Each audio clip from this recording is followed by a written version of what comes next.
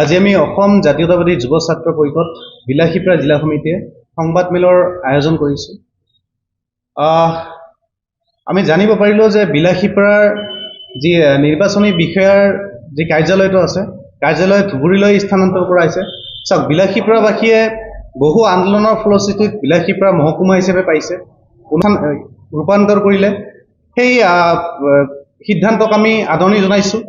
কিন্তু আমি দেখিছোঁ যে বিলাসীপাৰা নিৰ্বাচনী বিষয়াৰ কাৰ্যালয়টো ধুবুৰীলৈ স্থানান্তৰ কৰা হৈছে।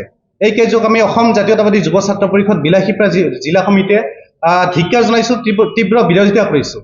চাওক, বিলাসীপাৰা সমজিলা ঘোষণা কৰাৰ পিছতেই কিন্তু বিলাসীপাৰাৰ প্ৰায়বোৰ কাৰ্যালয় বৰ্তমান ধুবুৰীলৈ স্থানান্তৰ কৰি আছে।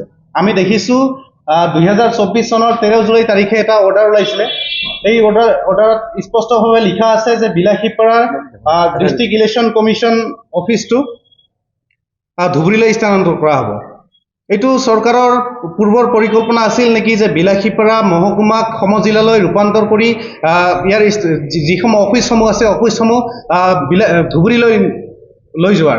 গতিকে আমি দাবী জনাইছোঁ অসম জাতীয়তাবাদী যুৱ ছাত্ৰ পৰিষদ, যদি এনেকুৱা কৰা হয়, বিলাসীপাৰা নিৰ্বাচনী বিষয়াৰ অফিচটো যদি ধুবুৰীলৈ যদি স্থানান্তৰ কৰা হয়, আমি অসম জাতীয়তাবাদী যুৱ ছাত্ৰ পৰিষদ হাত সাৱটি বহি নাথাকোঁ। আমি বিভিন্ন ধৰণৰ কাৰ্যসূচী গঢ়ি তুলিবলৈ বাধ্য হ'ম।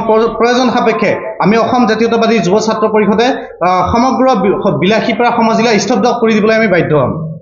যে হয়, চাওক, বহু ঘাত প্ৰতিঘাত, বহু আন্দোলনৰ ফলশ্ৰুতিত বিলাসীপাৰা মহকুমা গঠন হৈছিলে।